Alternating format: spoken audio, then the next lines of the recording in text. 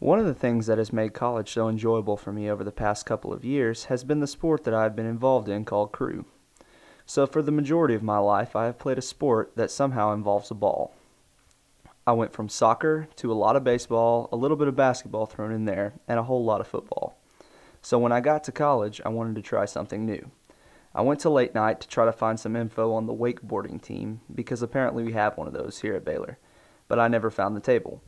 At some point that night, though, I got a card from some short guy telling me about an interest meeting for crew. So I thought, what the heck? I'll give it a shot.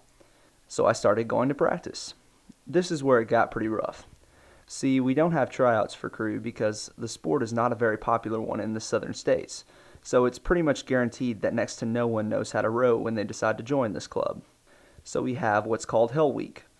Now, what I learned very quickly in that week is that this sport is not for the faint of heart. In fact, it is kind of like cross country in a boat. You have to be able to run for a long time to row for a long time. So that's what we did all week. We ran.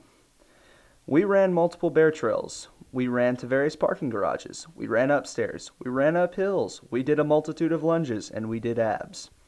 Oh, and did I mention this was all done at the hour of 5 a.m.? I never even knew that hour existed until I joined the sport. After that first week, it took pretty much the entire next week for me to find the motivation to get up and walk, just because walking hurt so much. The next week, we learned how to erg. And for those unfamiliar with an erg, it is basically a treadmill for rowing. It looks a little something like this. It was a lot of fun when we were just learning how to do it, but after you pick up the right technique, it just becomes another device in our arsenal of torture. After we got the basics of the technique down, we moved on to actually getting in a boat. This is where the fun really came in, but it definitely did not come smoothly. One thing I have realized about this sport is that it is probably one of the most team-oriented that I have ever experienced. There is one person who sits in front of everyone else, and this is called the stroke seat. This person keeps the pace for the rest of the boat.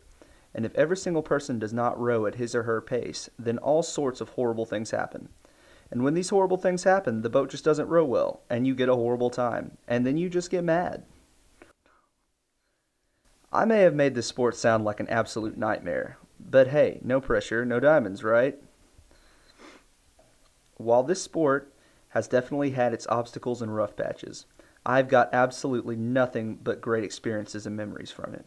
I've gotten to travel. I have met some of the most interesting and bizarre people that I've ever met in my life, and I have formed some amazing friendships with amazing people. These are experiences I wouldn't find anywhere else or trade anything for.